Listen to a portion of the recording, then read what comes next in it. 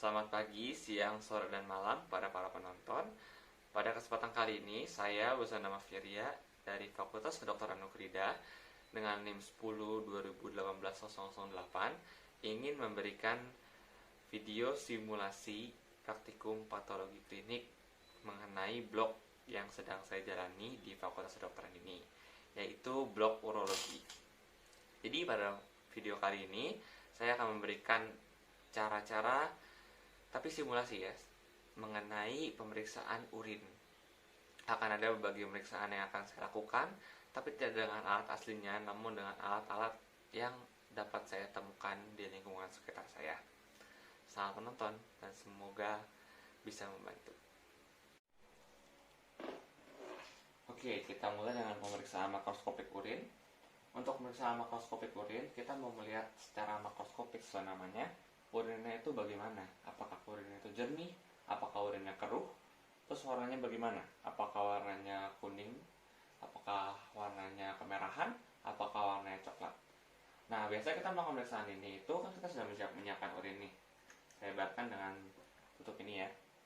Nah, kita membandingkannya, cara tahunya dia itu keruh apa jernih itu bagaimana? Yaitu kita bandingkan dengan tulisan. Biasanya dengan koran. Jadi akan kita lihat seperti ini.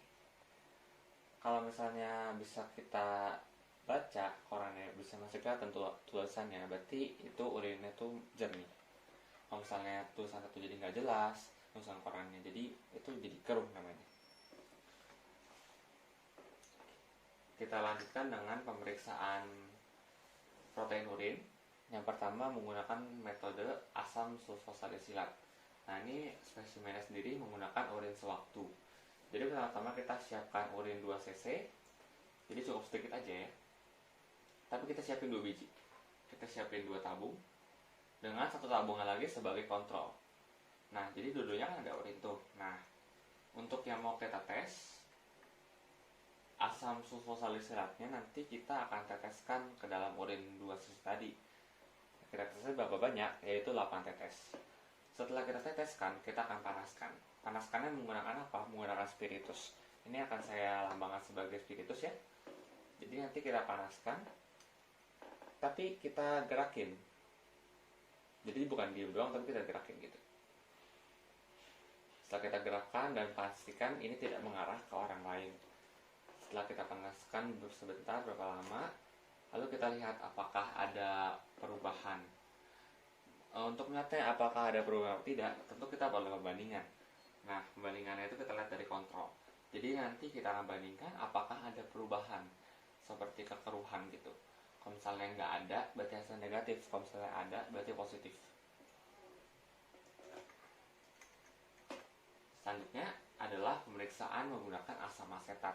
Nah, ini juga sama, pakai urinnya urin sewaktu. Nah, tapi urin yang kita pakai kan tadi 2 cc ya. Cuma sedikit aja, sedangkan kalau misalkan asam asetat kita pakainya 3/4 dari tabung reaksi. Nah, habis itu asetatnya kita pakainya 2-3 tetes. Jadi kita teteskan doang sedikit dibandingkan urinnya yang banyak gitu kan ya.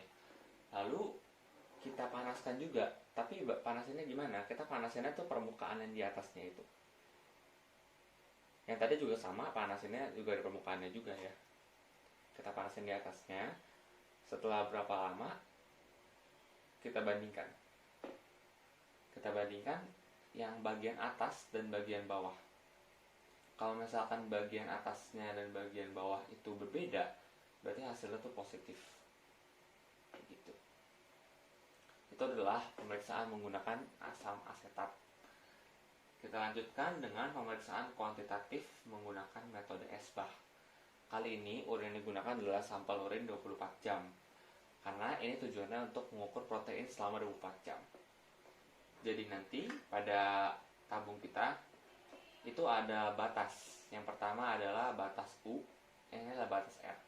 Batas ini artinya apa sih? Untuk batas U ini artinya adalah urin kita bakal isi urinnya sampai batas U. Sedangkan R-nya ini adalah batas dimana kita maksimal menambahkan reagen SBAH-nya. Jadi kita isi urin sampai U, kita isi SBAH sampai batas R. Lalu nanti kita diamkan 18-24 jam. Setelah Setelah itu kita lihat hasilnya, apakah nanti dia ada presipitat. Nanti akan kita hitung tinggi presipitatnya, nanti dia akan ngumpul kan, nanti dia makin tinggi. Lalu kita akan hitung seberapa sih itu presipitatnya.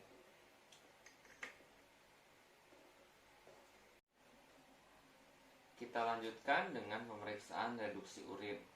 Bahannya antara lain adalah urin, reagen Benedict, lalu tabung reaksinya juga, spiritus, penjepit saya masukkan dengan ini, lalu gelas ukur dan juga pemanas air.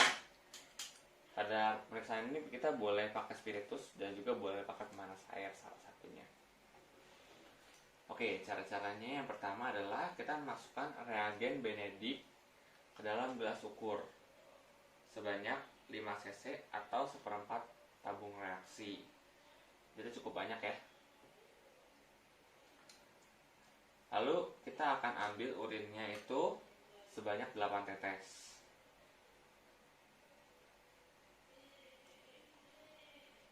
Setelah itu kita akan panaskan. Panaskannya bisa menggunakan spiritus atau bisa menggunakan penanas air. Tapi sama-sama kita jepit. Kita panaskan.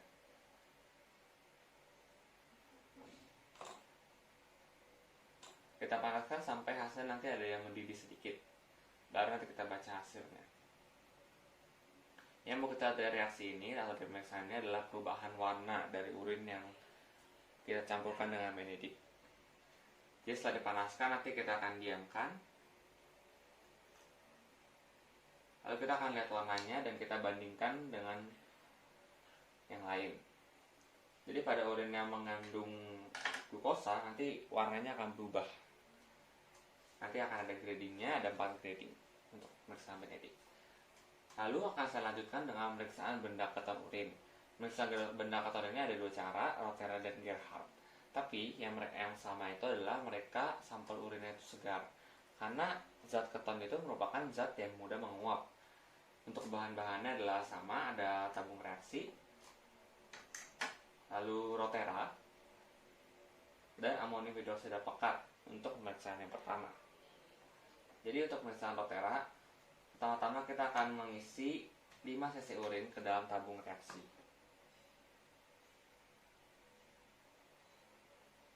Oke. Selanjutnya kita akan tambahkan reagen Rothera 1 sendok ke dalam yang tadi urin yang sudah kita teteskan. Jadi reagen Rothera nanti kita akan tambahkan 5 sendok.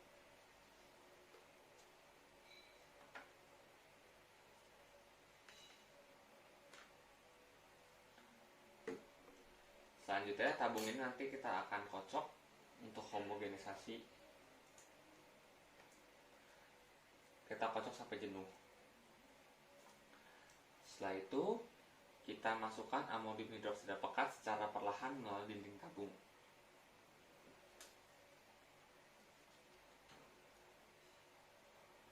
Tujuannya apa? Supaya ada 2 lapisan yang terbentuk nanti untuk kita lihat hasilnya. Setelah kita masukkan, kita tunggu kurang lebih 3 menit. Lalu kita lihat nanti apakah ada cincin berwarna ungu di bagian atasnya. Kalau misalnya ada, berarti hasilnya itu positif. Tapi kalau misalnya cincinnya warna coklat, berarti itu hasilnya negatif. Pemeriksaan keton yang satu lagi adalah pemeriksaan keton dengan cara Gerhardt. Yang pertama itu caranya kita akan masukkan urin sebanyak 5 cc dalam tabung reaksi. Lalu setelah itu kita akan menambahkan Gerhardt secara perlahan melewati dinding tabung.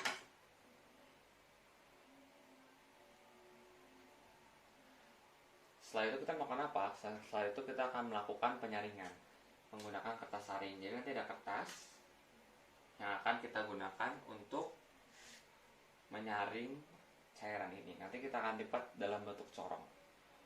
Lalu selesai disaring, apa yang kita lakukan? Kita akan melakukan penambahan larutan Gerhardt lagi ke dalam filtrat atau hasil yang sudah kita saring. Berarti kayak cairannya gitu. Nanti kita akan tambahkan lagi Gerhardt-nya melalui dinding tabung. Setelah itu kita homogenisasikan. Lalu kita akan lihat nanti warna cairannya bagaimana. cairannya warna apa. Kalau misalnya warna ungu berarti itu positif, kalau misalnya warnanya kuning itu akan negatif.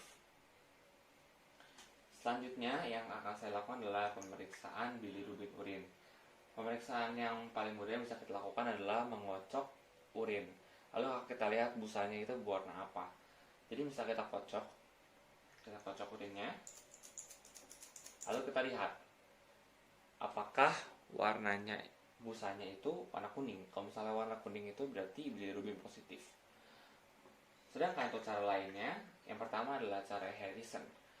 Cara Harrison itu kita akan menambahkan BaCl2 10% sebanyak 5 cc ke dalam urin 5 cc. Jadi total nanti akan ada 10 cc cairannya larutan. Lalu kemudian kita saring lagi menggunakan alat saring. Tapi bedanya itu adalah kita akan mengambil hasil saringannya.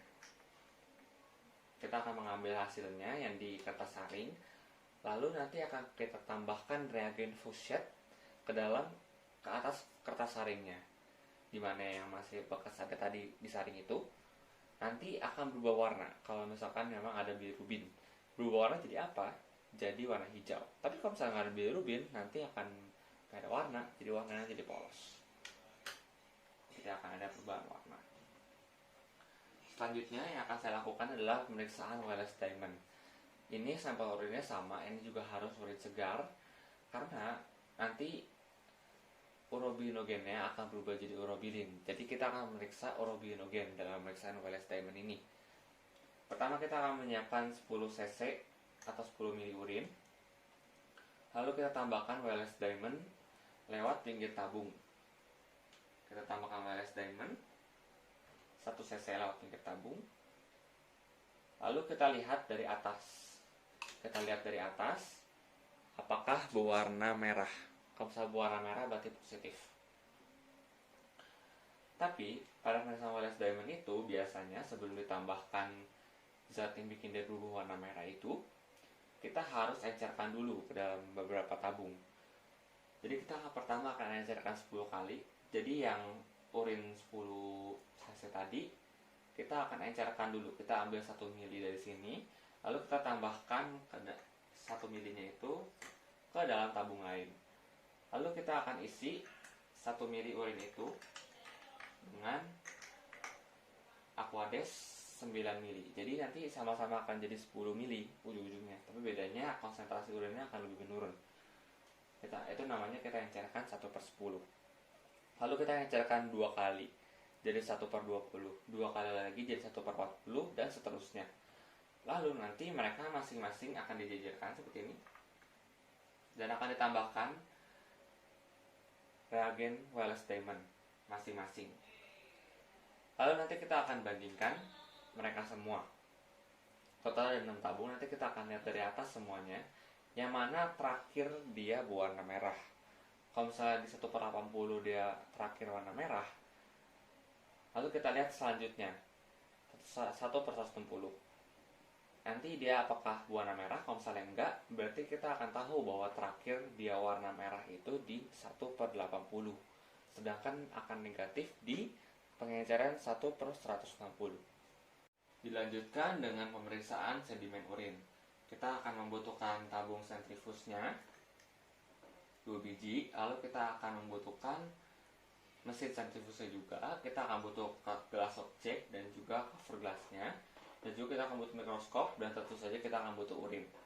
Pertama-tama kita akan masukkan urin 3-4 cc ke dalam kedua tabung sentrifus.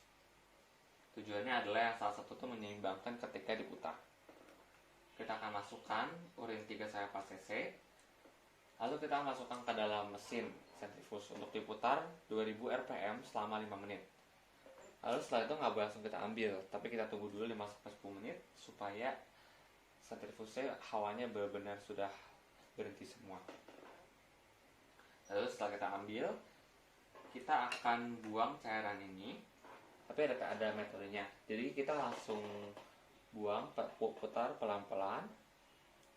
Lalu kita balikan setelah berapa saat. Lalu kita akan ambil sisa cairan ini. Kita ambilnya menggunakan pipet. Kita akan ambil sisa cairannya. Lalu akan kita teteskan ke kaca objek. Setelah itu kita akan tutup dengan cover glass dan kita akan lihat hasilnya di mikroskop.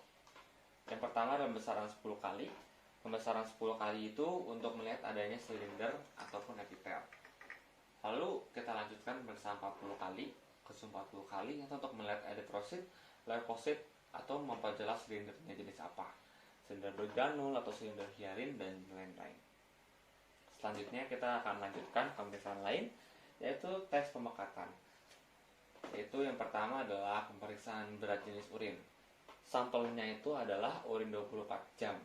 Jadi kita akan minta pasien untuk berkemih dan ditampung ke dalam botol selama 24 jam.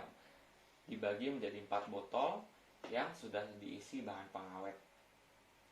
Nah, tapi jika urinnya terlalu sedikit, nanti kita akan perlu encerkan sampai 100 cc. Jadi kita butuh 100 cc supaya pemeriksaan ini bisa berjalan. Pemeriksaannya bagaimana? Jadi nanti kita akan masuk ke dalam tabung urinnya sebanyak 100 cc.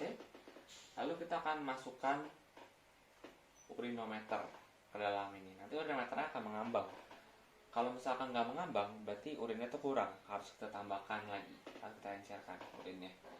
Nah, pertama kita akan masukkan urinometernya ke dalam urin 100 cc tadi. Masukin dengan cara kita putar. Nah, habis itu kita akan lihat nanti itu mengambang apa tidak. Dan kalau mengambang, kita lihat itu di urinometer nanti di ujungnya akan ada tulisannya berapa berat jenisnya. Nanti kita lihat itu semana berat jenisnya. Kalau misalkan di urinometer 10, berarti berat jenisnya 1,010. Lalu kita sesuaikan dengan suhu ruangan dan suhu alatnya bagaimana. Dan pada tes pemekatan yang normal itu harusnya volumenya semakin sedikit sepanjang hari. Dan berat jenisnya tentu saja semakin berat. Selanjutnya akan dilanjutkan dengan pemeriksaan carik celup. Pemeriksaan carik celup ini sebenarnya dilakukan seharusnya sebelum pemeriksaan berat jenis urin. Jadi bagaimana caranya? Untuk pemeriksaan carik celup kita akan butuh beberapa alat dan bahan.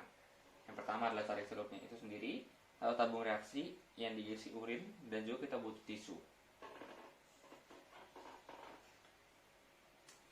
Jadi caranya bagaimana? Setelah kita masukkan urin ke dalam tabung reaksi ini, kita akan mencelupkan carik celupnya. Setelah kita masukkan, kita diamkan beberapa saat, beberapa detik, lalu kita tarik. Lalu kita taruh di tisu supaya ditiriskan tujuannya ya. Lalu kita bandingkan. Bandingkan dengan tabungnya. Kita bandingkan dengan tabungnya. Warnanya seperti apa? Kurang lebih mirip seperti ini. Tapi nanti kita bandingkan warnanya itu bagaimana. Yang mana yang positif, yang mana yang negatif. Oke, dilanjutkan dengan pemeriksaan tes kehamilan dari urin. Untuk alat dan bahannya kita akan butuh urin, kita akan butuh pengaduknya, kita butuh HCG, kita butuh kontrol negatif dan kontrol positif, dan juga kita akan butuh tempat mengaduknya. Ini ada 3. Jadi yang pertama akan kita lakukan adalah kita meneteskan urin di alas pengaduk pada 3-tiganya. Setelah itu kita teteskan kontrol negatif pada bagian nomor 2 dan kontrol positif pada bagian nomor 3.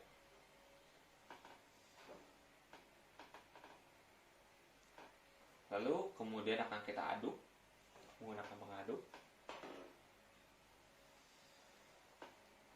Dari satu tempat ke tempat lain, kita perlu untuk membersihkan pengaduknya atau mengganti baru.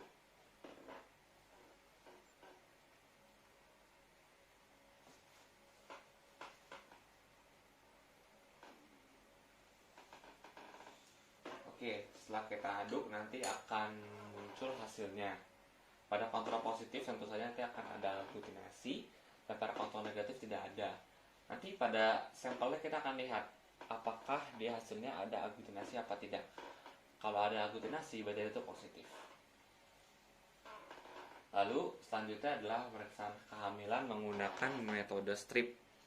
Metode strip sebenarnya cukup simpel, seperti tes tarik celup.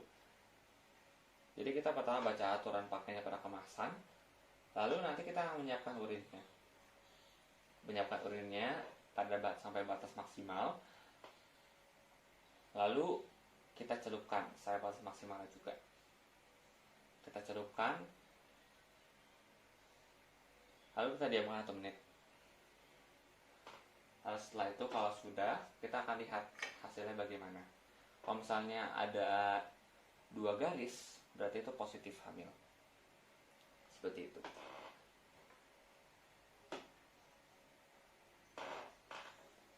Baik, sekian dari video ini. Semoga dapat membantu. Terima kasih.